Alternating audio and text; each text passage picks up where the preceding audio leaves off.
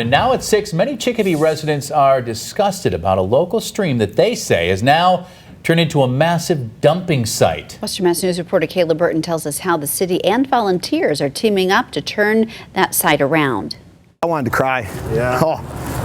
I couldn't believe it. From plastic waste to mattresses to even thrown out propane tanks, this Chicopee stream located near Exchange Street is a mess. Mostly household garbage, pretty much anything you would need to live off of. It's propane tanks.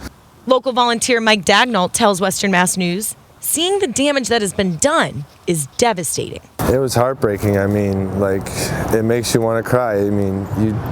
It's just so overwhelming how much was actually clogging up, and it's just years and years of trash. It looks like a third world country.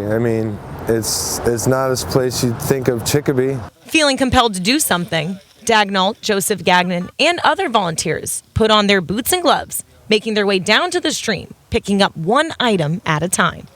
Gagnon says his biggest concern is the even deeper effect this dumping is creating. All this eventually just ends up in the Connecticut River, and there's everything in here from plastic to just regular trash to I'm sure there's been needles that have washed down in there. And volunteers have been carrying trash from the river up to the top of the hill here and forming piles to be picked up later.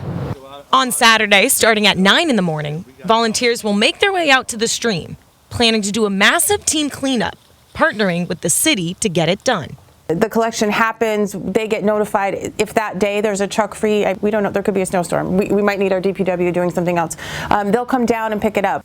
And Bobby Mabb says to avoid these issues in the future, the city has its C3 officers keeping watch on the area, making it a priority to stop any and all dumping. They can also make sure that others aren't continuing to illegally dump.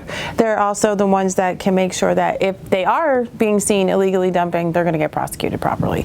With cleanup underway, both Gagnon and Dagnall say they are anticipating change. we're hoping that we can just work with the city and work with them and all work together so that this doesn't ever happen again.